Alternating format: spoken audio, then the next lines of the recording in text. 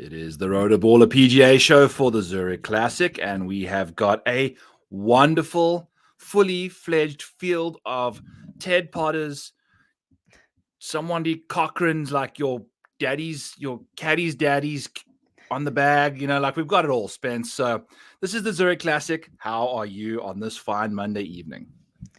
I'm doing well, Byron. Like, we were talking about it before we came on air. It's kind of nice to have a tournament. I know a lot of people are down on this week, and I'm curious to see exactly what we get from a matchup betting perspective. And when you look at these placement markets, maybe we could have some made cut potential bets that can come into play, or miscut bets, depending on which way you want to play it. But we were talking about Scotty Scheffler, and a lot of those tournaments have this wild hold percentage when Scotty's involved in it, because you get this situation where his price is getting reduced. The rest of the market is also getting reduced next to him. It's going to be nice to not have to go against Scotty in an event. And it's amazing watching him play golf, because he's almost like a cat out there that has 9 lives. Like, no matter what he does, he manages a way to scratch and claw his way out into pars when he's made a mistake, and then he's chipping in from off the green to make eagles in positions. And it's just so difficult to beat a player of his stature when statistically, like, I don't know where he is in your model, and I run things from a little longer duration of time. Like, he is nearly a shot better than everybody else on the PGA Tour, and those numbers are only going up over what he's been doing recently. So it's just an astounding performance that we've seen from him so far in 2024. Yeah. When he's in models, like, obviously ranking him first versus second doesn't do him justice. No, not at all. The power rating differential between first and second is at times double. It's incredible. It's a really incredible situation that you see when that rating comes through. So he's Spencer. I had Wyndham Clark and Brian Harman finish second to Scotty. I had Wyndham Clark finish second to Scotty. I had Seth Theegala finish second to Scotty now.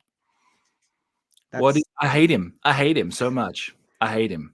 And the thing is I know everybody makes the argument of just make the bets with Scotty not in the market. Those prices are so cut and slashed so into bad. nothing. Like, they're unbettable at that point. So I don't know. I mean, we've had discussions of what a fair price should be on Scotty, and I've always been a believer that, like, that 7-1 number is what's fair. But even as of late, those numbers have been getting pushed down in my model. So, we'll see from an outright betting perspective how we want to handle that moving forward. But it is nice to have a tournament to where there's a little bit extra strategy this week with the team nature of it. And I do think from a model building perspective, like, that's what you and I specialize in. So there's a way to get funky and unique with the way that we're doing it. You have different formats here.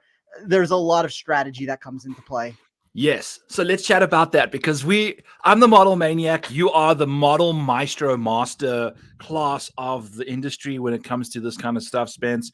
Let's nerd out a little bit and chat about how we built our models, because it's not often that every week you get to say, okay, I rebuilt a full-on new model for this week, because this is essentially what you had to do, because we've got best ball, we've got alternate shots. This is what I spent hundreds of hours basically on Ryder Cup stuff for, in a similar way.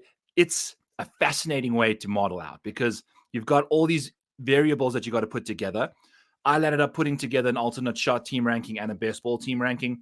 My best ball was just ramp up the birdies, ramp up the par 5 scoring, ramp up the good shots on approaches, give the guys some good spike putting. It's a pretty simple equation there. I'm not overthinking it too much. Obviously, cater it to this golf course's distances and yardages, etc. Then on the alternate shot side of things, this is where it gets real fun, Spence. This golf course has got 4 par 3s. 3 of them come on the odd holes. So what happens is you've got guys who will be teeing off on the odd holes. They'll be hitting their approach shots on the 11 even holes. So you're going to have, not 11, the 9 or the 8 even holes, they're going to be hitting an approach shot. And then they have their 3 par 3s, which turns it into 11 of the 18 approach shots for the round come from that golfer teeing off on the odd holes. So what it equates to is drivers of the golf ball, the best ones, need to be teeing off on the even holes. The best iron players for long irons need to be teeing off on the odd holes. That's how I've come to optimizing these positions and trying to get these teams and pairings working together. Is my internet working, Spencer? Yeah. Yep. Okay. You sound good. You were staring at me like I was speaking gibberish there. So just making sure I'm making sense to y'all. So that's basically how I did it, kind of just making sure I can piece those two pieces together. Good drivers going off on the even holes, good iron players teeing off on the odd holes. How did you? I mean, there's a lot of strategies, and like that's one of the things I built into my model is I was essentially trying to find the optimal strategy getting built into my model here in the exact way that you explained it. It's redundant to go over exactly the same answers that you talked about, but I do think that there's an optimal sense of how each one of these teams can play it. It doesn't mean that they necessarily make the correct answer, and we have seen in all sports mistakes get made all the time where somebody goes on the opposite of what you think would be proper from like a standpoint of what should be the edge that you would have there. But I think this is a fun tournament for all those reasons, Byron. And and I think also when you look at the best ball format, you're going to have to find aggressive golfers and players that can attack. And I think when you look at some of these teams, you do have better suited options than others that can go with that mentality. And I think the one thing that you and I are very different on this week, and it'll be interesting to at least talk about as we run through this board, and it doesn't necessarily change anything from a DFS answer. I think more of where this comes down to would be from an outright betting card. I don't know exactly who you're on this week. I haven't seen the names yet. I do know that you have a lot of 40-1 plus options. I went aggressive at the top of the board, which is a really funky answer to give for a tournament like this. But when I looked at this, and if you want to just look at the last 5 years, and this is not in a particular order here, Xander Cantlay, Leishman, Cam Smith, Ron Palmer, those are all 12-1 or less winners. You have Riley and Hardy. You hit them last year. That was a great call. I don't know what number you exactly got them at, but they were around 40-1. Yeah. About a top 15 team if you really look at it from a betting answer there. And then Horschel and Piercy, well, that sounds like an outrageous combination that you would expect to be 100-1. They were like 30-35-1. And the reason why I remember that one is because my model loved them that week, and I couldn't stomach betting them at 30-1 in a golf tournament, and I never got there on them. So I actually think that because of these strategies that come into play, there is an advantage on attacking some of these better teams at the top of the board. I just think they're better players. I think it works better for best ball. I think it works better for alternate shot when you have an ability in best ball that you have two elite players potentially in some of these pairings trying to make birdie. And then an alternate shot, you don't have somebody holding you back in these situations. I know there's a lot of teams like Kevin Kisner was a better golfer at this point, like where you get the Kisners and the Scott Browns of the world. Scott Brown. Yeah, I mean, that's like a wild pairing, and you're going to get a lot of names like that can potentially spike. But I kind of do think that the winner of this tournament is going to be, I don't know, somebody in the top 15 or 20 favorites of this tournament, probably. Sure. Would you say betting favorites or favorites in the model, or in our hearts? No, I'm just kidding. Because there are a few that I would say probably on the betting board. Like my model is not too dissimilar from what we're getting from the betting board. Like the only massive deviation I would say inside of my model would be Russ Cochran and Eric Cole, and that's just because I don't have very much data on Cochran and Cole kind of from an optimal sense of the way that I put together the holes. Like he carried that team in a lot of ways, and I don't necessarily believe my model is how strong it is. It's just too limited of data there. But pretty much everybody else that you want to talk about of being a top 15 team this week, outside of Lawrence and Pot Guider, like would be 50-1 or less. I have got 9 guys inside the top. If you rank the salary tiers, I've got 9 of the first 13 inside the top 10. Yeah.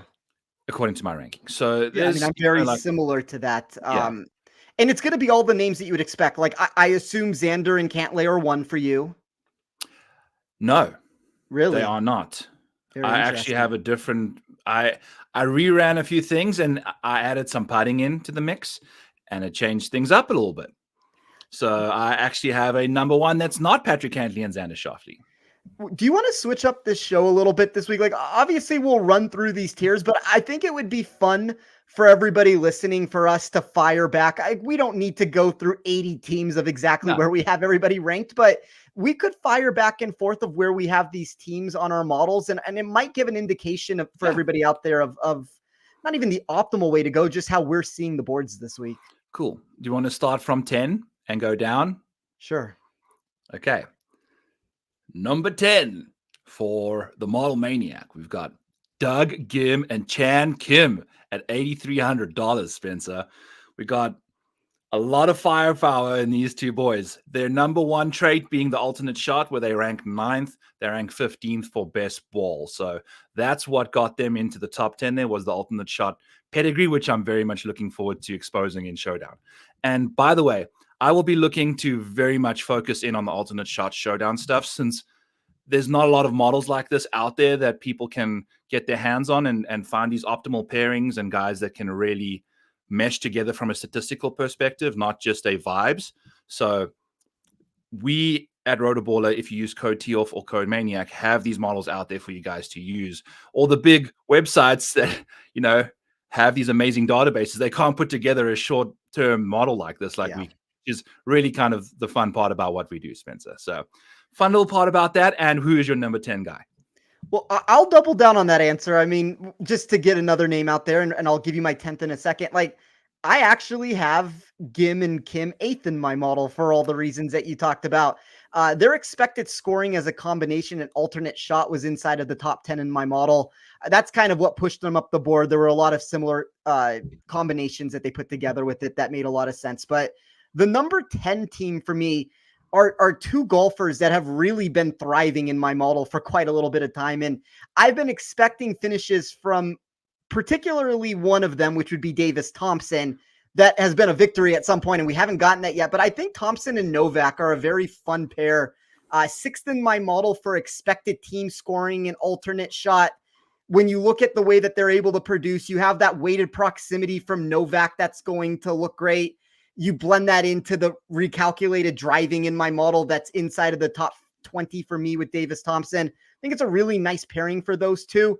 That's kind of like the range I'm talking about at the end of the day, where we're looking at you can price shop out there, but 60-1 sort of a team that they're a long shot option that has a legitimate chance to win this tournament. And I wouldn't be shocked if that's the kind of name that gets across the finish line with it. But, we'll talk about how I built my card in a second, because it is very aggressive at the top.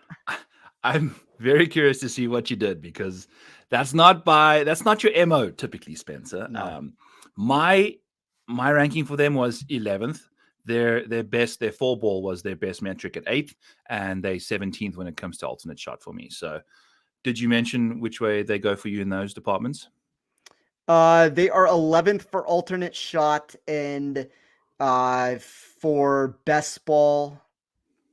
See, for best ball, the one problem that they had, at least inside of my model a little bit, is my math like Thompson better than it like Novak for this course.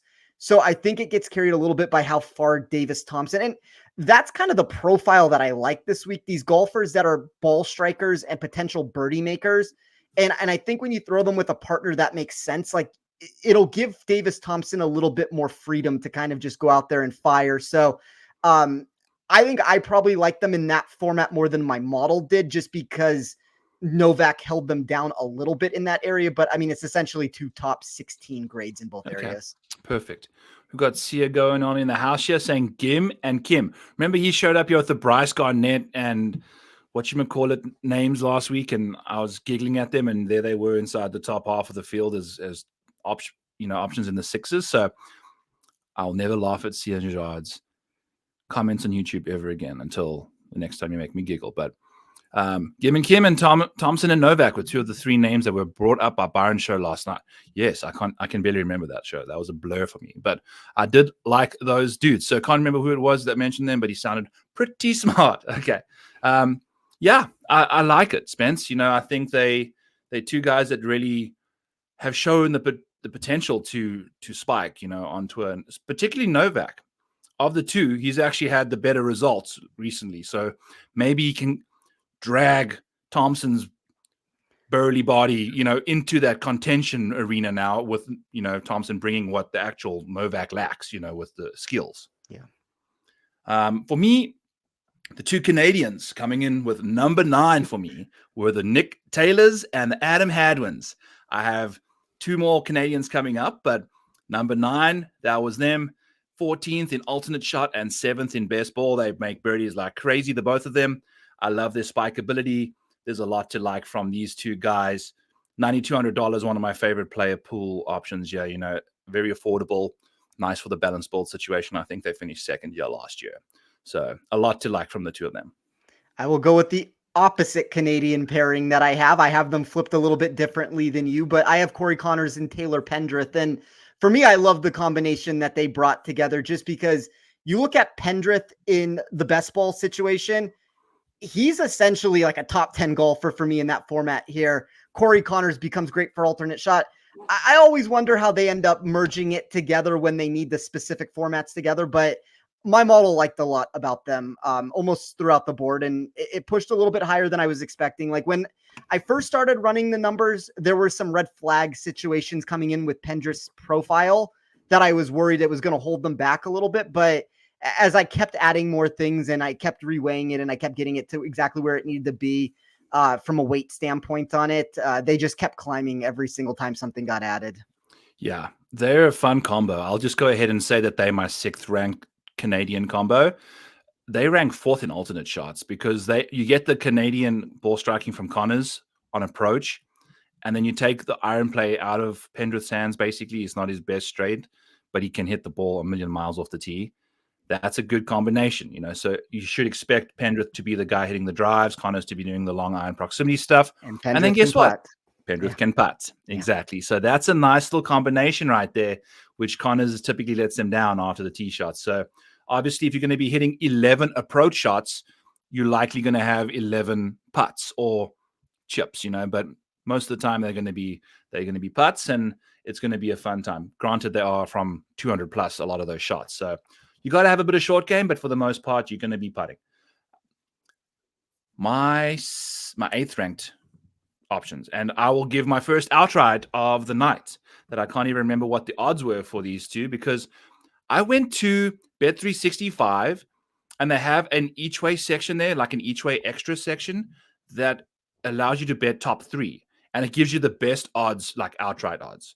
So instead of like taking more positions and getting crappier odds, I went to take the best outright odds and just a top 3, because I've been cashing top 2s like crazy. I don't need a top 5. I just need literally the runner up, So I was totally fine taking better numbers for them in that market. And before I mention, I want to make sure I have the exact right number that I got it at, because I've got Keith Mitchell and who's his partner? Joel Damon at 75-1 over there at Bet365. So if we can see those guys getting it taken care of here, we are in good shape, because Keith, elite driver of the golf ball. Joel Damon, very good long iron player.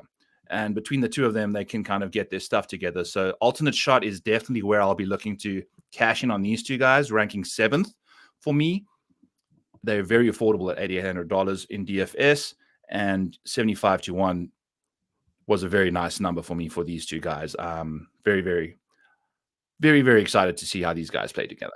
One of the best alternate shot pairings that I had in my model also, that 75-1 number that you just mentioned is a great price in the space. Like, I don't know if it's fallen, I don't know where it's at exactly, but like when I recalculated it, yeah, that's what I currently see right now. Yeah. I guess from a best ball standpoint, I have some concerns with them. I just like Mitchell in this field is 71st in weighted birdie or better. Damon is 93rd. Maybe that hurts a little bit from their actual win equity, but they're a top 15 team for me too. They didn't make the top 10, but I think that 75-1 number that you got is great. And as I mentioned, the 8th team for me is Doug Gim and Chan Kim, which I heavily considered putting them in as an outright bet. Like they're to me very similar to the answer that I talked about with Horschel when that combination won with Piercy.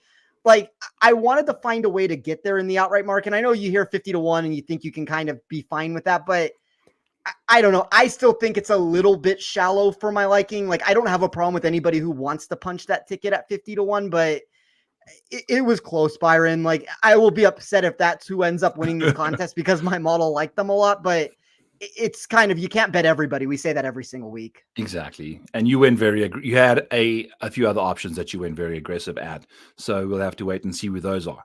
For me, number 7, Taylor Montgomery, Ben Griffin.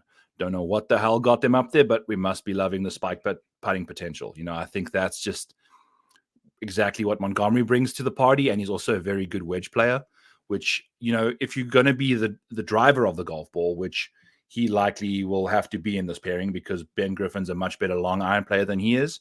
They both kind of crap off the tee. So he's going to be doing the driving, but they've got some short game to kind of a very similar partnership, when it comes to skill level and skill set. So sometimes you're looking for counterbalancing options. Sometimes you're looking for the same. Do we want to chat about that, Spencer? Is there a particular combination that appeals to you more in this kind of format, or is it just easy come, easy go? I don't really care who the partnership is as long as it makes sense in one sense or the other. Yeah, I mean, the partnership obviously matters, but I think you either need to be polar opposites or exactly the same in a lot of these spots. And I know that's like kind of going through the entire spectrum of that answer there. But when you look at Montgomery and Griffin, you have 2 elite scramblers of the golf ball. They're 16th in my model. Have no problems with them, just a little bit outside of where you have them this week. Cool. They are affordable in the $8,700 range. The best ranked, they come up first when it comes to the 8K range for me. So who do you have? Is it 6th? It'll be 7th for me. 7th for you. I cannot imagine that you have these 2 grading out well. That's just my prediction here. You can tell me exactly where you have them, but the Højgaard brothers, 7th overall. Yeah, no dice. All the way down here. I figured as much. 24th. The better than I team thought, ranking, to be honest, Byron. I thought you were going to tell me you had them like 40th. I have them 8th for alternate team ranking. I love how they pair up in alternates. It's just, I don't know what we're getting really from Rasmus, on the every shot kind of thing from the ball striking front there on the 4-ball side. What did you like about them, Spencer, for 7th ranked? The alternate shot is what pushed them up for me. There's also a lot of, these are 2 guys, like there's a lot of pairings that they may be friends or, we don't know how some of these things came together. These are 2 players that have played together quite a bit for obvious reasons. So, yeah, I mean, this is kind of for me where a situation where the price makes a lot of sense. Yeah. And, I could, if I manually adjusted a bit of Højgaard Rasmus's, I think there's a lot of missing information there, unfortunately for me. That's one of the things I did. I went through and I hand corrected a lot of the information for Rasmus and Nikolai, as you know, Byron, probably more so than most people because I talk about him quite frequently. I know we haven't gotten the best 2024 from him, but like there was a time coming into the season. I always build my model out, like whether it's for when we do season-long fantasy or I try to build it as look-aheads for majors. Højgaard was a top 20 projected player for me this season, and we've gotten nothing close to that answer, unfortunately. At some point, I do think we turn it around, and he looked great at the Masters for spurts of that tournament until he imploded, on like the back end of that. But yeah, pretty much. And a lot of people did. It wasn't just him. It's that 11th and 12th. We talked about it. They were difficult holes that caught a lot of people, but I still think we get the best from Højgaard at some point, and maybe playing with his brother is what ends up pushing him. And Spencer, their alternate shots, like just to nerd out over this for 2 seconds, is really, really cool because Højgaard is an elite driver of the ball, like distance-wise, and he's a very good wedge player. He's not the best when it comes to long irons. If you just make Rasmus an average long iron player, slightly better than his brother, the driving and the wedge play is where he typically would struggle, I'd imagine, and they complement each other very nicely. Like Rasmus is a very fun alternate shot, compatriot. Yeah, to have. For me, coming in number 6, we already spoke about Corey Connors, so we'll just leave them alone. Who do you have ranked 6th, Spencer? So I have Adam Hadwin and Nick Taylor. And for me, that was one of my outrights that I went to at 40-1. It was did I want them or did I want Gim and Kim? And we saw what Taylor and Hadwin were able to put together last year, almost winning this event. I think this is a combination that makes a lot of sense from almost any way that you want to look at this. Like they were steady across the board in all the areas for me. And even when I look from an overall rank, like Taylor's one of those golfers that has boom potential at any point that he puts it together. And I think that's going to help the best ball format. And also when you look at alternate shot, that's kind of where they excelled for me, which is the funny answer to that, because I think Taylor's ability to get hot, and even Hadwin, while he's a safe golfer in a lot of sense of the words here, I think you give him extra freedom here. This is a fun combination that I thought 40-1 was too high at that price. Yep. I thought so too, because we were on them together, and I've got them at 40-1. Exactly. They didn't grade out exactly how I was hoping for them to. I'd have preferred for them to be sixth spot, like, where Connors and Pendrith are. But I know what I'm getting from them. And like we said, this model's built to lead you in the right direction. It's not entirely accurate. I think there's a lot to also kind of be digested on the side of, and like analytics. You can say so more in this week than ever, because of the partnerships and the feel that you can feel there. Love the number. Very nice number. Nick Taylor's numbers are always good. Like they hardly ever, they just they disrespect that guy all the time. Yeah, he gets too far boosted up the board. There's a lot of players like that. Like we've talked about the Eric Coles of the world. And the thing with Taylor is he actually wins golf tournaments here and there. So it's a funny answer that he always seems to be the one that drifts very quickly. So weird, dude. And then he's going to win the Canadian Open, and he's going to be back to like being sub 50 for a little 2-week stint, and then like back in the 70s to pushing 100. Number 5 on the Road to Baller PGA show. For the Model Maniac, we've got Tom Hoge and Maverick McNeely coming in as the 5th best ranked team in the Model Maniacs model, 3rd in the alternate team part, because why, oh, why would you not want Tom Hoge to hit the irons and Maverick McNeely to roll in the putts? That is going to be a fun pairing to watch because, whew, Spencer, I think I have outrights on them as well. I'll double check while you're just chatting about them, but I have it in the Discord. Usually I have it written down somewhere else, but this is the world we're living in. So yes, I've got them at 40-1 as well. Tom Hoge, Maverick McNeely.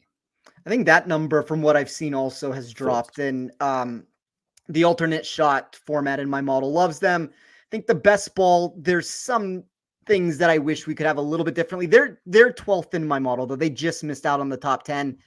If you made them a little bit more elite in the best ball format, like this would push up. I just changed the numbers as you were talking to see.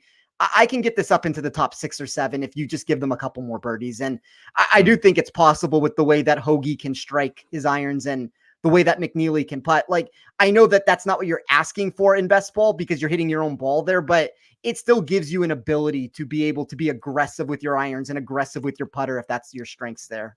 Yeah, it definitely gives you multiple outs, and I think I've listened to a few shows already and people saying, there's different holes that require different skill sets. So sometimes having a differing skill set to your partner, you can attack a hole specifically tailored to your chipping or your putting, like you need to be able to hold a good putt on that hole. You can't necessarily knock it to 12 feet, something like that. I don't know. But random stuff, Spence. Let's chat about your 5th ranked guy.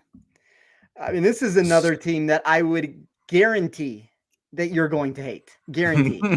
Like this will be lower than the Højgaard one, I think. Okay. I don't know what it's about the brothers in this tournament, but the Fitzpatrick brothers. Yeah.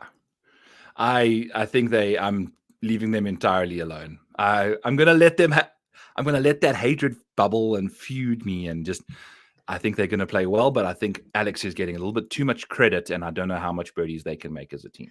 I mean, I think that's a fair sentiment there. And they came in the top 20 last year, which you're going to need more than that from where they're priced. And I don't love them to actually win this contest, but you can make an argument with Alex Fitzpatrick or with Rasmus Højgaard that I may have gone in and given both of those two golfers a little bit too much credit with the way that I rearranged some of those numbers to fit these teams. But I generally think they are a safe combination here. I think we get a made cut out of them. What is the upside? I don't know. I'm going to say they come top 20 though. So don't love them to win the event. I think the price in the outright market is rather bad. Like they're probably one of the worst outright prices to win, but safety markets and things of that nature, I would not be trying to fade them in matchups. Like I think we're going to get 4 days out of them. I respect that answer entirely, Spencer. I second it. In fact, I think that's exactly how to approach them this week. I think their safety is cash game-esque. That's probably the way to go, for them if you are doing one of those, which, by the way, was the only pretty much way. I had one lineup, Spencer, in the $5 single entry that had Sepp, it had Ludwig, it had so many guys inside the top 10, including Benny On, who shot 80 in round 4. Brutal. Like, my only lineup that really was in contention, and it was like 7th place, Benny On shoots an 80. I wanted to cry. The ball striking was elite also entering Sunday, and then out of nowhere, it just implosion. Just he did, like, he's had a few of these rounds lately where, like, they just get away from him, and it's starting to piss me off. But anyway, number 4 on the Model Maniacs team rankings, we got Colin Morikawa and Kurt Kitayama. We've got 2 guys that don't quite know why I've got them this high, but the model likes them, so I'm going to let it be.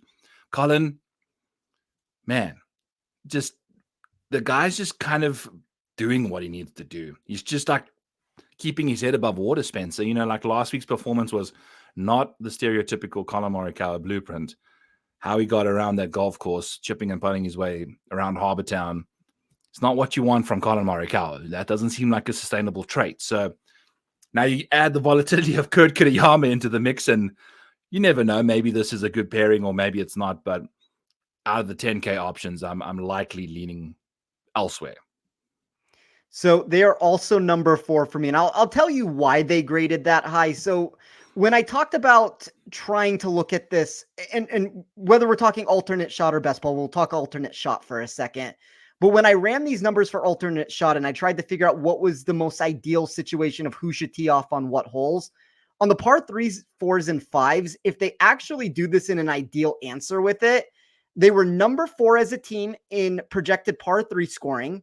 They were number 3 as a team in par 4 scoring, and they were number 4 as a team in par 5 scoring. So the weighted scoring in my model in alternate shot really propelled them. And then I think what you talked about with Kitayama, it's this boomer bust potential that he brings to the mix. And I actually think Morikawa is pretty suited for both of those 2 settings.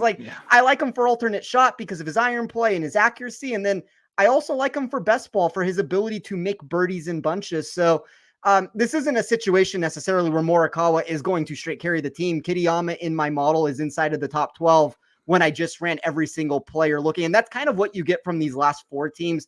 Morikawa for me was 5th, Kitayama 12th. When running it from only an upside answer, Morikawa was 5th, Kitayama was 15th. I think it's a really nice pairing though here. I agree with you when we're talking about these $10,000 plus golfers.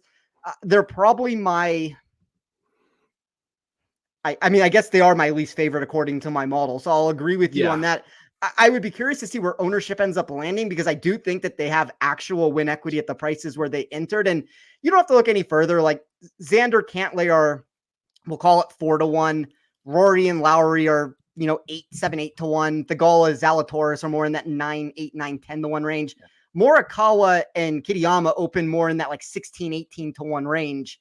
So if people don't want to play them and all of a sudden there's a leverage and all of that being created, I think that that's a different route we could consider, but it's going to be hard to find legitimate ownership this week. It's not going to be easy to put together, I don't think. No, but at the same time, by the end of the week, you're going to be looking at who's at the top of the leaderboard and wonder, how the hell are these guys there? This is the one week with Darbo in the chat here that I do think the sweet spot DFS thing is the best, because it pulls in the most random options too. Because out of all weeks, Spencer, this is the week too, because you've got this birdie or better situation where literally guys can make 12 birdies and shoot 12 under par, but then you also make 12 birdies and you shoot 6 under par. That's just sometimes how it unfolds. And unfortunately, if you're making birdies on the same holes, it doesn't matter. You need to be making birdies on opposite holes. And there's only so many birdies guys make a day, so that's just how it goes. But That's why I was a little tentative to go to the top of the board, Spencer. So let's when divulge. I get to one of the names, and they weren't even the number one team in my model, the answer that you just talked about is exactly why I like them, and we'll save that when we get there. They will be at the number 2 spot. Cool. So do you have Colin and Kurt number 4 as well? For me, number 3 in the Model Maniac model, we've got Sahith Theegala and Will Zalatoris, grading out as second in the alternate shots and third in the 4-ball. Love this combination. Give me Sahith off the tee. Give me Sahith on the greens. Give me Willie Z dialing in the irons, baby. This combination, Spencer, is a Ryder Cup potential situation because both of these guys are playing to Ryder Cup abilities. Both of them are absolute savages under the gun. They both seem to play well together. I know they in the FootJoy ad, they're the primary, focal point in that ad, even with the Max Homer in there. I love it. I wish they weren't 9 or whatever the hell they are now. That's the problem. But I will be rostering the shit out of them in DFS. I know they're going to be chalky. I think their ability to just put optimal holes together after optimal hole, it's going to be it could go down in flames as well, but I'm looking forward to watching them play. So based off of this answer, and maybe I'm wrong on this, and we'll see who the number 1 team is, because you said they were not Xander and Cantlay. I'm even more optimistic now potentially about what my bet ended up being here. And I like it for you. Number 3 for me is also Zalatoris and Theegala. If you think of the ability in alternate shot of Zalatoris being able to hit the approaches and Theegala being able to putt, that is mouth-watering stuff. So sexy. It's like a Frankenstein of golfers, Spencer. It's like, woo, All right. So you give us your number 2 pairing, because I noticed I've been kind of giving my play and reasoning. So maybe you can give us your option here, because this is your outright bet, right? This is my outright bet. It's Rory and Shane Lowry. I got them at 8.5 to 1 on Bet365. And you talked about the answer of trying to find pairings that are going to be able to deviate from what the other one's doing on specific holes. And these two did this. I understand that. It's nobody wants to go down the Rory route. Here's the one answer I'll give to this. Xander's won this tournament before. This is a player that nobody wants to bet outright. There's an ability for some of these names. If Rory has this high upside that always comes into play, and what is derailing him in most of these contests is he puts together these massive birdie streaks, and then out of nowhere, he makes a triple bogey. That's going to be helped in the best ball situation as long as Lowry can salvage a lot of those spots. And that's where inside of my model, they were the number 1 team, and it wasn't even close for alternate shot. I love their ability to be able to play together. But also when you look at the best ball situation, there were so many answers of why these two are ideal together. Some of the longer par 4s, which would be historically where Rory is going to struggle, Shane Lowry is number 1 in my model in long par 4 scoring. So, I don't really care what Rory does in that spot. I think Rory's going to be able to carry the team in best ball and his par 5 scoring. We're going to need to get a little bit better than he's been putting together as of recent. I think from a par 3 scoring answer, Lowry popped in a lot of ways for me across the board with it. This to me is just the most ideally suited combination. And I know Xander and Cantlay ended up being number 1, and that's mostly just when adding in some of the recent form stuff. And I added in a very small bit of course history into the mix. You're not going to be able to get it from every single player, but it was enough to push Cantlay and Xander together just because of how well they were suited together. But Byron, this combination, if you were to tell me somebody wins by 5+ shots here, I think it's this group. I could legitimately see them getting to 35 under par. I could see it, Spencer, too, because what is Shane Lowry's biggest bugaboo? Putting. What's Rory going to be doing? He's going to be doing all the putting. Shane Lowry needs to be the iron player in this format. Rory needs to be the driver. And then when Rory's hitting those drives on those shorter holes, guess what Rory's typically pretty shit at is wedges, right? Shane Lowry is a fantastic wedge player, man. Exactly. Very good inside the range Rory will typically make double from. Then Shane Lowry, not the greatest long iron player. Rory's got a bit of that to him too, so it's going to be a fun situation to see how these guys can take care of business in both formats. It's also too, if you look at Lowry's accuracy off the tee, and there's going to be some spots. You're not going to always be able to say Rory take the driver, Lowry take the iron. Like you're going to have to switch some of these spots. Like I do think for them, the even holes are going to be better for them if they decide to go that route, because Rory can get the par fives. Lowry can get some of these longer holes of these par fours. And I think that's just a better way to where Rory is inside the top 10 of my model. And that's what's the interesting part of it, is they could very easily decide to switch that and more into like the answers that you were talking about for most of these other teams. I just think for this particular duo, you give Rory the even number holes here in alternate shot. I legitimately think they are going to go nuclear. Dude, it's going to happen. And hopefully everyone just freaks out about how bad Shane Lowry's putted the last 2 weeks. Rory's going to kick his ass into shape and say, hey, dude, none of this bull nonsense that you've been doing on these. I'm not losing 14 strokes in 2 weeks with you on my team. Like, no more missing those 4-footers. For the most part, though, we're going to see Rory doing most of the putting in the alternate. And, then you get the best ball. A 4-footer likely should not be the make or breaking situation in that pairing. If it is, they're not playing well enough to warrant concern. So Zach Wilson, I now no longer officially own a jersey that's on the team again. So I'll have to purchase a new jersey. The Lindeque jersey going strong. I'm still on the team. So shout out to Zach Wilson going to the Broncos. I wish you the best of luck there, my friend.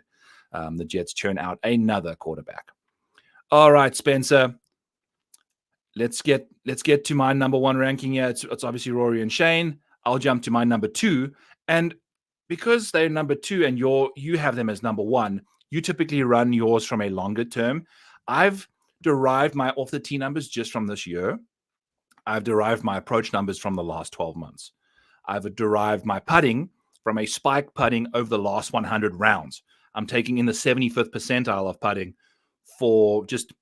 I'm looking for your upside putting performances. If your best putting performance is gaining you like 1 stroke, I'm not looking for that. I'm looking for guys like, say, his spike putting is 1.79 strokes gained. Like that excites me. Like give me your best week putting. That's what it's going to be.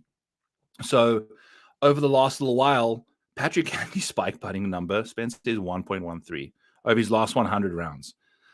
The putter has just like, I think they're going to come in ultra chalk, obviously. Yeah. I don't know, like as well as Xander's playing, he let me down last week, that was a really mediocre performance from him. They vibe together pretty well.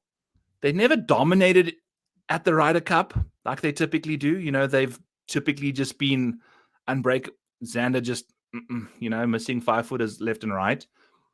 I understand how they theoretically fit you, but recently they've had some deficiencies, particularly on Cantley's side of things. So he's dragging them down for me. I don't know what you're seeing there. So there are so many metrics, and if they put themselves in the optimal situation,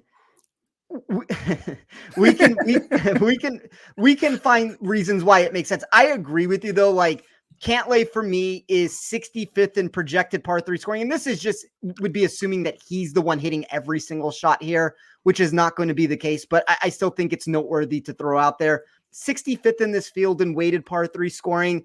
He's outside of the top 90 in short par 4 scoring from both 350 to 400 and from 400 to 450. A lot of the metrics for me are going in the wrong direction. I understand they're number one in my model, and I don't think I ever get that big of a discrepancy at the top of the board. And, like they're 1 for me, they're 2 for you. You're not going to really find them any lower than that. But yeah. I think for DFS, I do want to aggressively attack Rory and Lowry for all the reasons, even in the chat that's being talked about. It's like, we don't want Rory, we can't go back to Rory. And I'm always trying to go the opposite route of everybody else in these spots. And I do think Xander and Cantlay are going to be, and mostly it's going to be even worse now, because you can make an argument that Xander let me down too. I was super aggressive on Xander last week, but out of nowhere, Cantlay pops at the RBC like he does every single year. And now we're back entering this tournament, and anybody who would have been out because of Xander or Cantlay, now you've gotten the performance that you want from Cantlay here. So just when they thought I was out. Yeah. I just think they're going to be too popular, Byron. So for me, I would rather play, regardless of them being number one in my model, I'd rather play Rory and Lowry. I would rather play Thagala and Zalatoris. And I would make an argument that I'd probably rather play Morikawa and Kitayama. Like, if it's 1, 2, 3, and 4 at the very top of the board, and like, the ironic thing about that is I have it in the exact order that DraftKings put together, but there's not really that big of a discrepancy between any of those 4 teams. Like, my model does not think Cantlay and Xander should be 4-1 in this field. It had them much closer to everybody else. And there was a little bit of gap between those two, Rory and Lowry, and the next tier, but we're still talking about only a handful of points from an outright betting answer there. So I just think that the ownership is going to be super indicative of what's the proper way to go, because for me, I agree with you. I think this is going to be chalk all day at the very top with those two. I think the DFS price is, albeit still incorrect, closer to fair market price than the outright market. If we're saying that, I feel like both could come closer together. I would say it would be fair for them to be priced at 11.8, maybe 12 in this field, based off what we've seen, and maybe priced in the 7-6-1 range, potentially, I think for the outright market, Spencer. So, there's where you can find value, you got to take the value. And I would imagine the value is there, in the DFS salary at 11.2, because we had Scotty Scheffler 13.3 and plus 400. These guys are basically the same odds and $2,000 cheaper. You understand where we're going there, right? Like, how does that translate? It doesn't. So yeah. I mean, the translation makes absolutely no sense. And that's why they're going to be just supremely or uber popular because of that. Like, and I don't dislike them. I don't think you can't be number one in my model, and I'm going to come on a show and say that they're a terrible player. Unfortunately, it's the Scotty Scheffler, they're not Scotty Scheffler answer that we've been having all these weeks, to where they're the number one players for a reason in a model. At least in my model, they're number two for you. We'll call it the same thing for the most part there, but everybody's playing them. And from a game theory answer, that's not necessarily when I want to go in this spot with Cantlay and Xander. Okay, so just to confirm how we're feeling, if you were to bet someone for top 5, same odds exactly, don't have differing odds, who would you say of the 10K options you'd bet for the top 5 as your only option? I have the same odds for every single team. I mean, I'll take Xander and Cantlay based off of that. That's the thing. It's like, I'm just trying to prove to people that were listening and thinking we hate these guys. No, we don't. It's just DFS, like we hate them because you love them. That's the reason why, like it's because they're popular in DFS that's why we kind of trying to find holes to poke in these guys, despite them ranking so highly. We know that they're good golfers. Why they're going to suck this week, and what is the likelihood it's going to happen. So that's all we try to do over here. We have a few other outrights to run through. For myself, I don't know how many more you have, Spencer. That's it for me. Okay. So I'll run through a few of mine, and we can kind of just get through that part of the board as we get to my guys, kind of just go from there, jump away from ranking that's just like our first official Model Combat episode of the Rotoballer PGA show, which I thoroughly enjoyed. Yeah, we were very similar in the top 4 too, just switch who we had at the very top. So a couple minor differences, but for the most part, like, I guess I had a few names that were much lower on yours, but I don't think you had anybody in mind that was outside of the top 16. Yeah. And it's kind of cool to see that we can put something together that kind of, collaborates and syncs up. So I'll go with my next set of dudes, Bo Hostler and Sam Ryder. So now I'm looking at these odds and things. I'm seeing a 75-1 over there at my Bet365. I think that's just like a really good number, because I'm not seeing, like, a lot of these numbers aren't quite matching up to what the market's showing. So if you do have access to Bet365, you have to pay for the top 3. And I think that's what they're probably charging you for, with that nice, outright odds. But still, it gives you some really good high upside security if you're looking for that. So I'm sick and tired of just finishing second.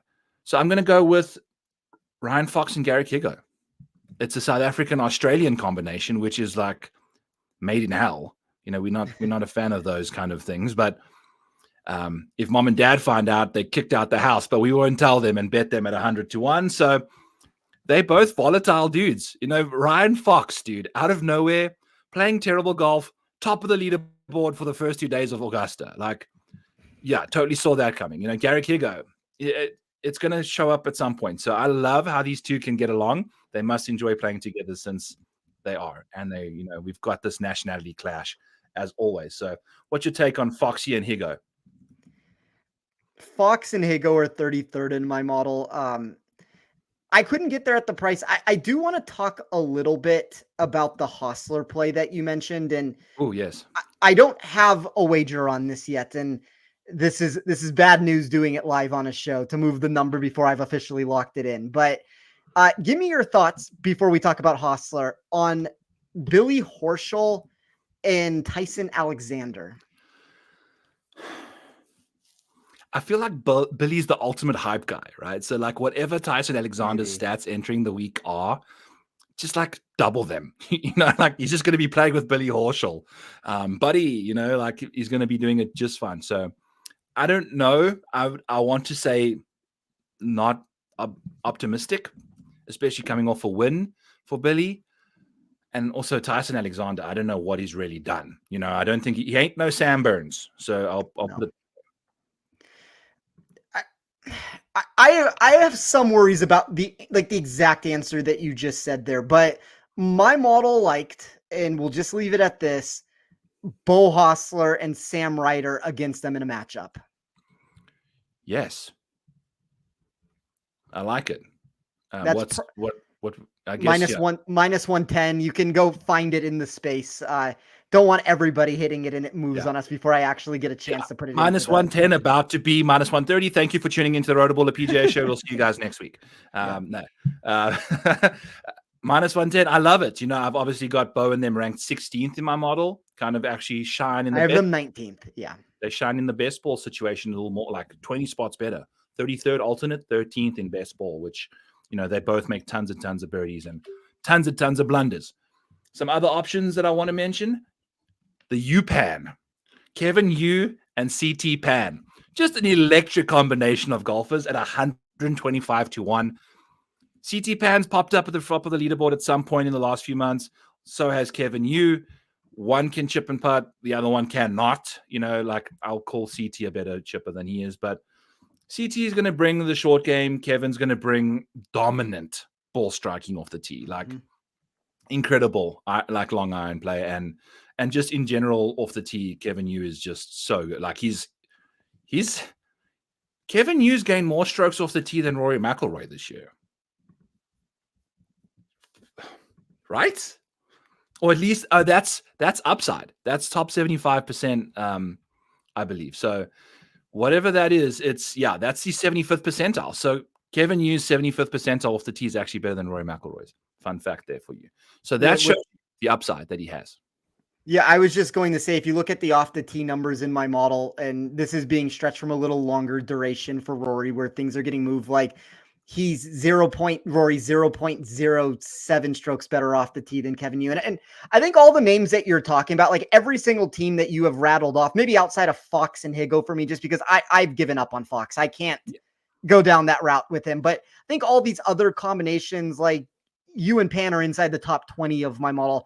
These are the kind of names where this is like the bottom end of the options that I think have a legitimate chance to win. I think when you're going deeper than this, you're throwing too far of darts. And these are interesting numbers that you've gotten. Like that Mitchell price at 75 to 1 is super intriguing. But I do think that inside of our models, we'll just call it, like, I do think a player's or the team's going to probably have to rank in the top 20 to win this thing.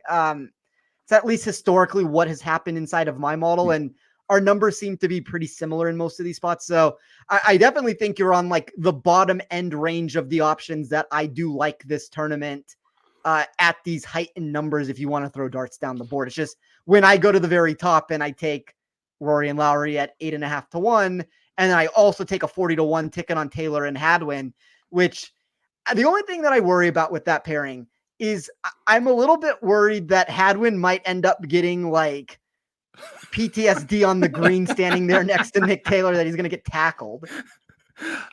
I think that's going to be for one of the most epic celebrations when they win, Spencer. Imagine they can finally celebrate together. I think that's like what Adam's been wanting to do ever since. It's just like blow some champagne down Nick's like throat, and it just turned out into getting rugby tackled by a 300-pound security guard from Canada, like not ideal. So No. hopefully that kind of narrative changes for them going into this week. I think it'll be fun, Spence. So let's go away from the analytics and the statistically inclined takes. And for the last 5 minutes here, Spencer, just go down the list here and say some names that you just like excited to like see play together. Just a random just who surprised you as a team? Like, okay, yeah, let's do this.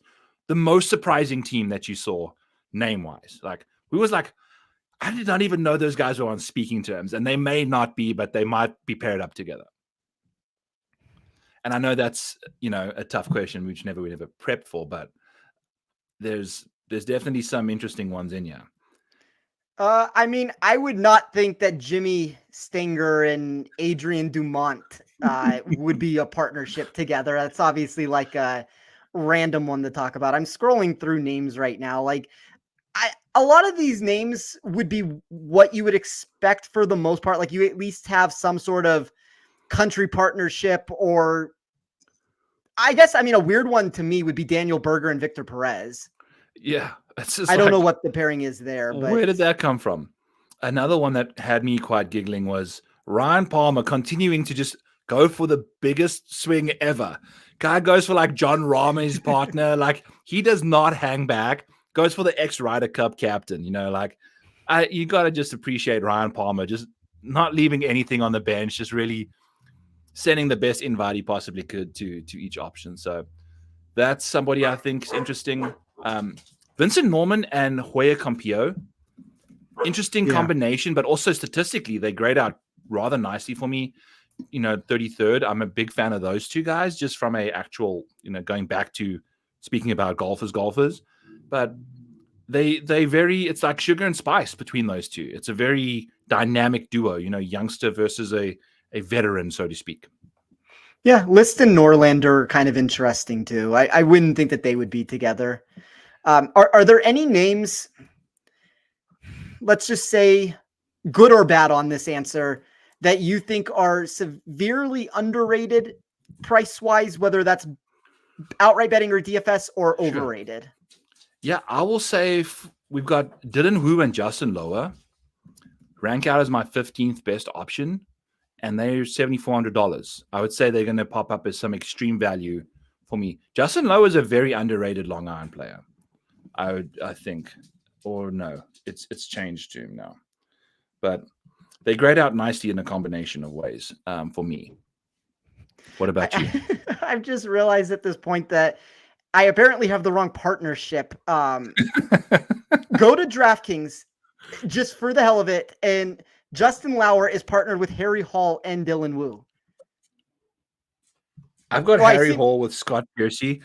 Yeah, I think you're right, because the price tags make sense on that. So those two got flipped in my model somehow, I guess, with just the way that they were put in the space. Because I think even Piercy, I think Piercy got pulled off the board altogether. DraftKings probably made a mess of that when I pulled it. I know that. Because you can bet right now, you can bet Justin Lauer with Dylan Wu at 80-1. You can bet him at 80-1 with Harry Hall also. Just put him out there. No matter who his partner is, I want him on the field, coach. That's where we're going over here. I don't mind him. The Millie Goats, awesome guys, by the way. Okay, what's up, brother? Speaking of goats, Austin Eckgroat and Chris Gotterup, another very intriguing partnership to me. Yeah, $7,900 popped up in the top 20 in my model. 14 ball striking flip, Yeah. My internet's doing they are a fun tandem.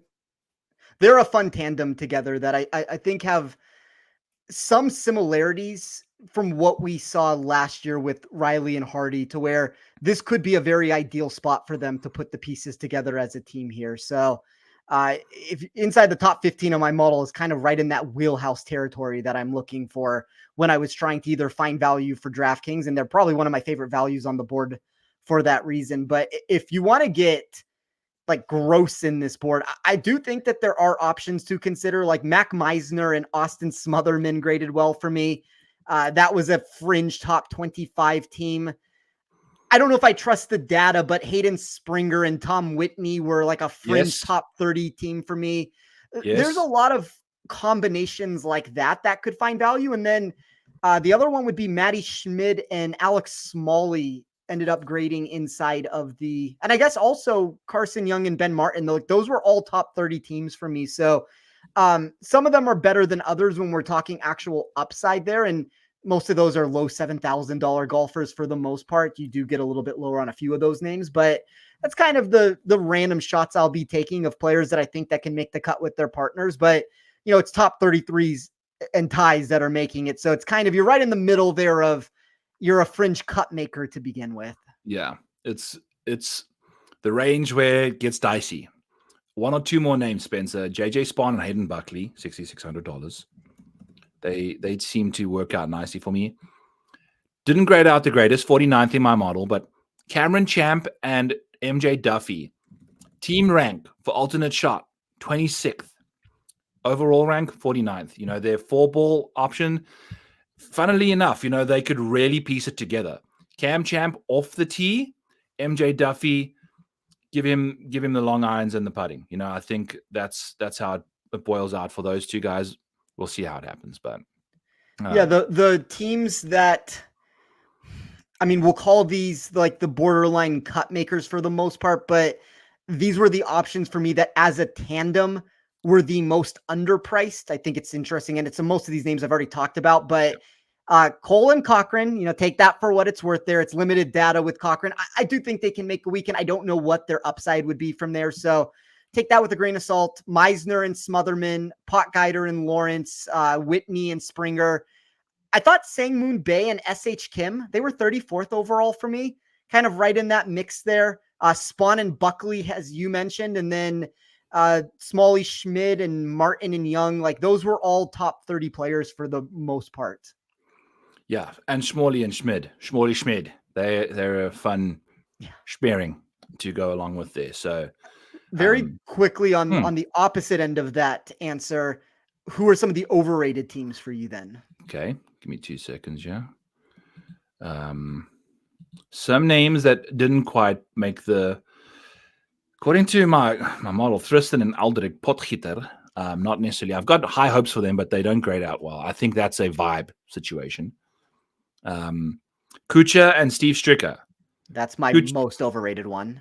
They're not playing well. Like Kuchar in particular, not playing good golf.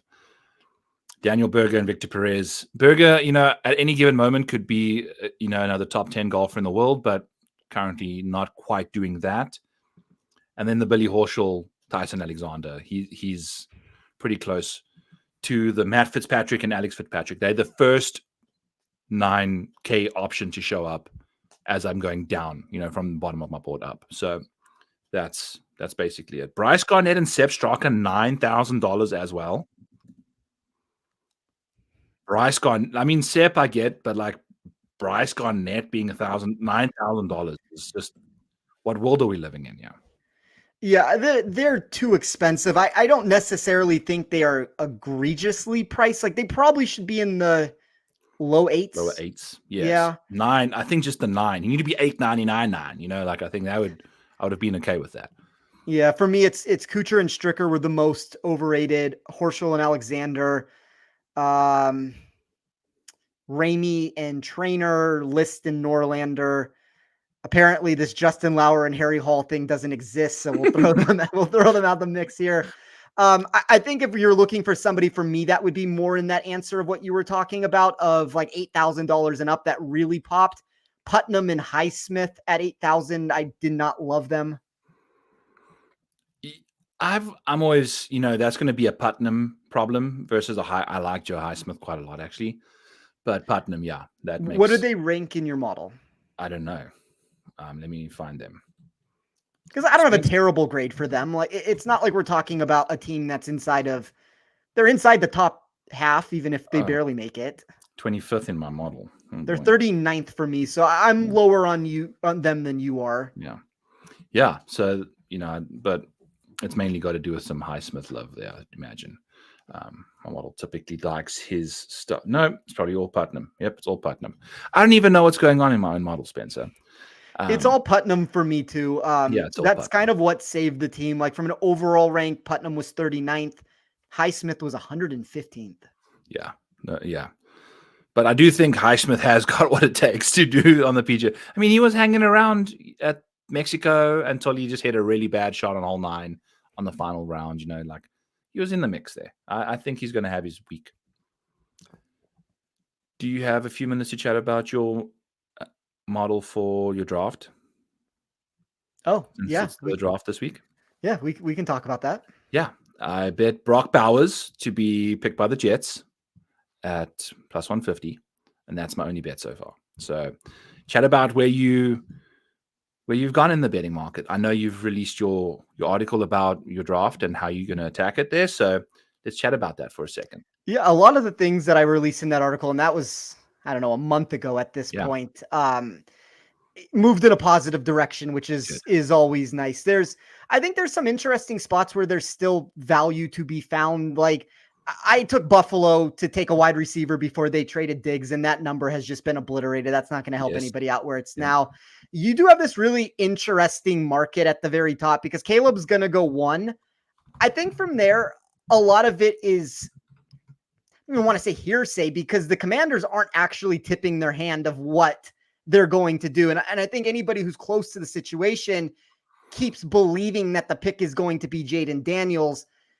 I kind of been a believer that any time that these odds keep drifting out until I hear something different into this like plus 300 range for Drake May, or even JJ McCarthy now is entering the mix. And I could go on and on about JJ McCarthy because C and I were talking about this on Twitter the other day. And I know he thinks JJ McCarthy is overrated. I think JJ McCarthy is going to thrive in the NFL. And I think he's a legitimate top 5 pick. And if you can go to the right situation, you put him in Minnesota, like that'll give me all the feels. Like I'm all in. I'm buying the JJ McCarthy jersey. I'm going to invest all my money in sports cards for him to be like the biggest quarterback in the league at that point. But my model loved him. That's just a perfect combination there. Every single year I build a model, and I'll see if I can bring it up as I'm giving this answer right now, but I've done it since 2020. And I've looked at every single quarterback class and I've compared them against each other. The really interesting thing about this group is you're obviously going to have the strength of last year with CJ Stroud, and my model liked Anthony Richardson. Wasn't that high on Bryce Young at the end of the day, but everybody wants to point to that Lawrence class where you have, unfortunately, Zach Wilson, Trey Lance, Justin Fields. All those names, they're underachieved. Mac Jones, like all those names went in the wrong direction. But what's really interesting about this draft, if you take the big 4 of Caleb, Jaden Daniels, May, and McCarthy, they all grade better than every single quarterback that I have had in that Lawrence draft class. Now, number 1 for me is Caleb Williams, of all those draft classes. Number 2 is CJ Stroud. So that kind of puts in perspective what my model thinks there. I probably had a blind spot that came into play a little bit with Justin Fields where my model really liked him there. But outside of that, it's like JJ McCarthy, Jaden Daniels, all these quarterbacks are grading inside of the top 10 names for me over the past 4 years, where when you look at Zach Wilson and Trey Lance and Mac Jones, they're all outside of the top 10 of these last couple draft classes. So I know everybody's getting worried off by like the quarterback position is really difficult to draft, and it is at the end of the day. But this to me is an elite draft class that we're going to look back and we're going to find. I don't think everybody's going to necessarily pop. Like you have some concerns with Jaden Daniels when it comes to his pressure to sack ratio. If you compare him to all the quarterbacks that are in that mix there, almost all of them have failed. That's a concern. If you look at Drake May, it's this boom or bust profile that he puts into the mix for him, to where he has the deep throws that he can excel at, and he's a big play artist, but he doesn't necessarily hit the shorter stuff. And then I think McCarthy is just a really safe, good quarterback that's going to thrive in the right system. I'm hoping that he lands anywhere that's not New England, but I think even the New England spot, like as bad as things look on the surface, it will improve over time. Like for what you see right now isn't always what you get a couple years down the road. It's just the problem is with the quarterback, you kind of need to have the pieces around you. Because if you look at Justin Fields, I don't know if the Bears necessarily even thought that Fields wasn't the answer, and that's why this took so long. But at a certain point, you have to reset the clock because you're not going to pay Justin Fields $100+ million when you don't know if he's the answer. You'd rather just say, I don't know if he's the answer. He might have been the answer, but let's reset the clock now and all of a sudden give Caleb a chance with real targets. So you don't want to run your quarterback in that position. So that's like the only concern about whoever ends up in New England. And for me, the biggest concern would probably be Drake May, just because I think that if somebody face plants, it's probably him. But it's going to be a really fun draft, Byron. Like, there's so many question marks in that top 10. It is going to be so fun, Spence, because we've chatted about this off air, after our show once or twice, and I figured we'd do it now because why not make some content out of it? Because it's always interesting. And we mentioned last time we chatted about Atlanta and how they've like reverse engineered the draft like over a 2-year period.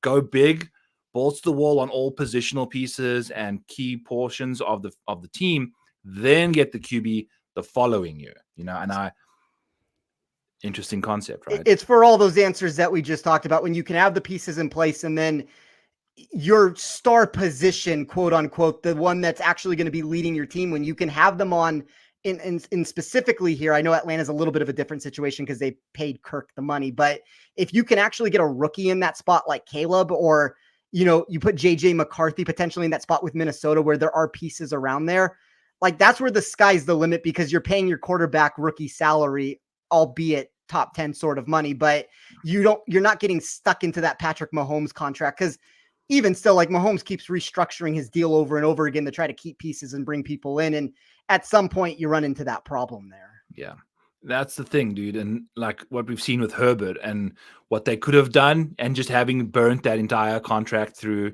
is just malpractice. That's unfortunately, our thoughts and prayers with Jeff Feinberg out there. But I'm also, Jets fan, so I can empathize, whatever it's called.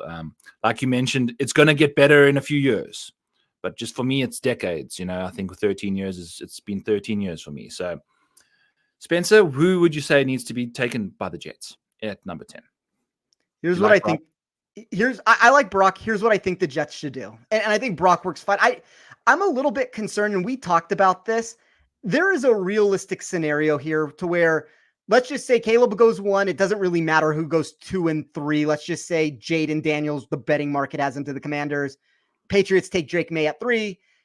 Let's say at 4, let's just say the Vikings trade up. They take JJ there. Yep. We get the 5. The Chargers end up taking Harrison. 6, they take a wide receiver, whether it's a Dunze or Neighbors. So now all of a sudden you have 2 wide receivers off the board. You have 1 wide receiver left, which is either going to be Neighbors or Dunze, and you're going to have a spot where Bowers is still there.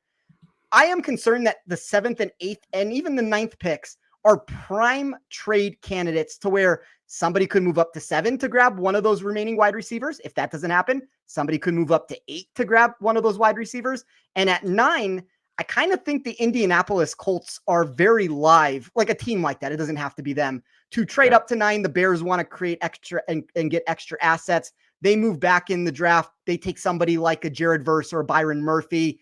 The Colts move up to 9th and take Bowers. And there's a real scenario that could come into play, Byron, where all 3 wide receivers and Brock Bowers are off the board. If I'm the Jets, I am trying to find a way to trade up to either 7 or 8. If you can get up to 7, all the better with it to secure your guy. But I kind of have a feeling that even though the market disagrees, if you look at the Giants' team and if their decision ends up being either Odunze or Neighbors, I kind of think Odunze fits the Giants better. I would not be shocked if Neighbors ends up falling to 7 or 8. I think the Jets should move up and get Neighbors and put it in a position where you have either Odunze or Neighbors. You can have Allen Lazard, you can have Garrett Wilson, and you have Breece Hall in the backfield, and you just give Rodgers every ability to fire there. Yeah, because it has to be this. I don't care about next year. Like, it's so weird going into a draft without any future Jets quarterback, but are we not going to draft one? Yeah, that's the crazy part. It's like the Jets have no future at quarterback yet. We're not even going to touch that position this week.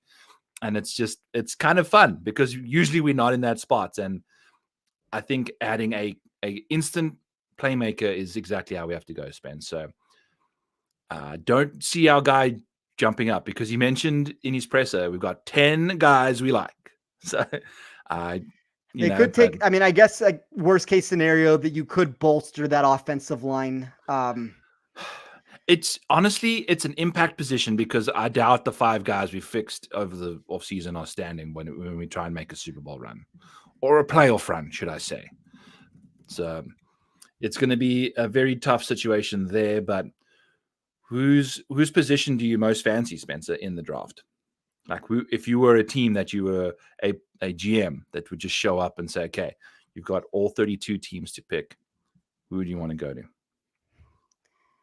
Well, I mean, I love the position that the Bears are in. Like, if I was Chicago, I would do kind of a very similar thing of what I just said for the Jets. Like, I would take Caleb Williams 1, and I would find a way to even go more robust with, like, I know you have DJ Moore and Keenan Allen now to throw to, but if you could go up and get a Marvin Harrison or one of these wide receivers and secure them, I mean, you're just setting Caleb Williams up for so much success moving forward. And if the Vikings can play their cards correctly, I'm a little bit worried of what that price is going to end up being, just because the wide receivers are so good in this class and teams are going to value those positions a little bit more. And, you know, if the Vikings all of a sudden find themselves in a position to where, I don't know, you have to trade 3 first-round picks, or I mean, at some point, are you just jeopardizing your future way too much? But you can't enter the season with Sam Darnold as your starting quarterback. Like, you know, these are quarterbacks of the Jets nightmares that we can talk about.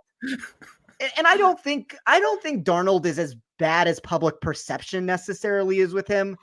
Like, I prefer him to Zach Wilson if directly comparing. I think he's a guy who can go in, and I mean, I even thought, like, if something happened to Brock Purdy, Darnold was a guy that could play that system, but it's also, that's the answer. Play the system there. Like, I don't know if that's a guy that you're relying on week in and week out, but I mean, I agree with Darbo though. Like, the Vikings are in a very good spot regardless of what they do. And I think that this is a really intriguing draft for them to where, we'll see though. Yeah. It's going to be fun, man. Any final bets that you want to pop out there that your favorite bet of the draft? I think, unfortunately, everything is probably taken away at this point. There was a mistake that Circa made when prices open, where they put Jerzon Newton over under at 18.5.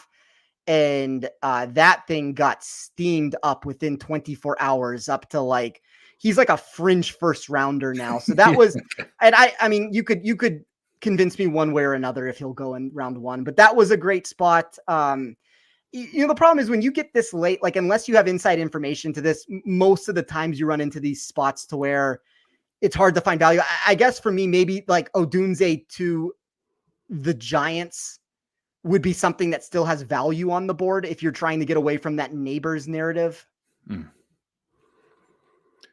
How many quarterbacks go in round 1? Over 4.5? Under 4.5?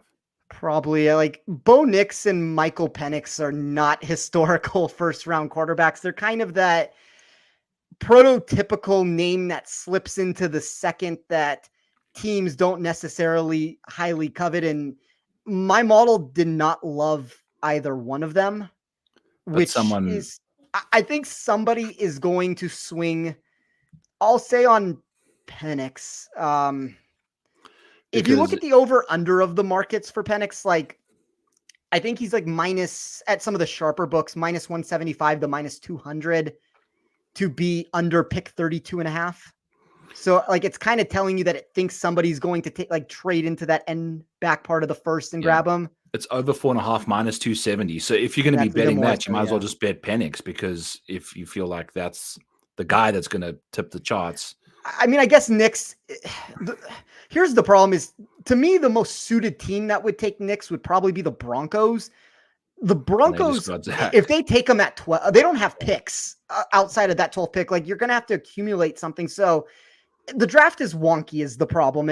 And there's always the potential that Denver trades from 12th to, throw a number out there, whatever in the mid to late 20s. And sure, like, I don't know if Buffalo necessarily has the resources to move up to 12, but let's say Buffalo, I don't think they need to move up that far, but like Buffalo moves up for Brian Thomas Jr. or whatever. And all of a sudden the Broncos go all the way back. Well, now you're sitting there without a Bo Nix ticket and you feel gross because they've probably moved that far back to try to grab Nix. Although historically, when you look at these situations, Byron, teams usually select their quarterback. Nobody wants to risk losing their man by trading back.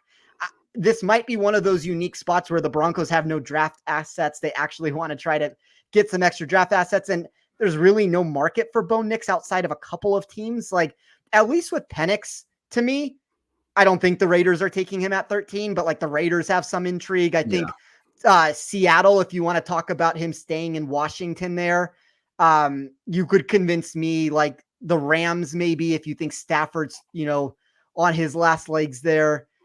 There's options. I don't know what Falcons have for a second round pick, but like if they have the ability to move into the first round, I don't think that that's necessarily the route you want to take when Penix is already an older quarterback to begin with. And I don't know if you want Cousins through the duration. All of a sudden you have Penix at 28 years old, but there are options of like additional teams that make more sense to me. And I think maybe the one that nobody talks about that maybe still has legs to it, everybody just wants to pencil the Vikings in to trade up. Okay. And I think it's very likely that that's the route that we end up going there and we find a trade, but sometimes things don't happen. And what if we find ourselves in a position to where, let's just say hypothetically, the top 3 quarterbacks go, which whoever those are, we'll just say for the sake of this example here, Caleb goes 1, Jaden goes 2, Drake goes 3, and then what if the Giants actually are in the position to take a quarterback and they trade and the Cardinals go, we really like Malik Neighbors. We would rather move back. We'll grab him at 6. We'll let the Giants move up and the Giants now take McCarthy, and the Vikings have been completely aced out of this game. And I don't know. I mean, they have picks. They have 2 first-round picks at 11 and 23. Are one of those picks Penix? Like, probably pretty likely good chance that it would be. So I think something's going to happen that's outside of what everybody's predicting. I don't know if that's the answer there, but there's a lot of spots where that 5th quarterback can potentially fit into the mix. So I agree with the market. And unfortunately, if you look at that a couple weeks ago, that's not where that number was. Like that price has just steadily been climbing for all those reasons. Dude.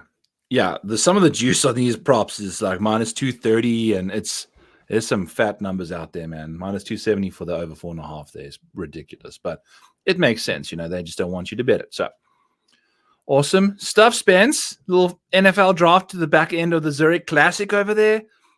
Let's have ourselves an awesome week. This is the Rotoballer PGA Show, brought to you by Rotoballer, me, the Model Maniac, and Spencer Aguiar, aka T Off Sports on X, are bringing you everything you could wish for from a PGA perspective. We've got the up-to-date models perfectly fit for this tournament. We've got all the articles, we've got all the picks, we've got all the research tools, we've got the Discord. The Discord is moving in nicely. We're actually starting to do some Sunday night and Friday night. I hung out with Jens and Kevo in our Discord, and we broke down the showdown slate and had a blast. Kevo shared some fun stories with us, Spencer. You gotta meet this dude. He's a great time in our chat. So join in there. Use the codes Maniac and T off for 10% off over there at the Rotoballer PGA side of things. Spence, anything else you need to mention to the people? No, it's, like we said, I think from an outright outlook, we probably have a better tournament than most of these weeks. And that's not just because Scotty's not here. The hold percentage is a little bit reduced compared to most weeks. I thought there's a potential to find some value there. It's a fun tournament at the end of the day. Wouldn't go breaking my bankroll getting down a bunch of plays, but I do think there are advantages that can be found. And for me, it probably stems from what you talked about early in the show, where there's going to be the potential with the way that we've built our models and the way that we're looking at this. Look at in-tournament betting on some of these days. There's going to be alternate shot formats where pricing is going to be off. There's going to be more of a potential for books to make mistakes, in my opinion. And anytime we have that answer, it's always fingers crossed that the sports books don't take the stance of here's 5 matchups and we're not going to give you an entire board because we don't want to get caught. And that sometimes happens. But if they don't go that route and we actually have some bets to talk about it, we might be able to get a little bit more exposure down than a lot of people that just look at this tournament and say, I want no part of it. Yeah. And that's the thing, Spence, is you dive into the deep end of this. And if you get yourself engulfed, there's an edge to be had. And we believe we can provide that to you over here at the Rotoballer PGA Show and over at rotoballerpga.com. Please Don't forget to hit the like button. Thank you, Darbo, for mentioning that on the way out.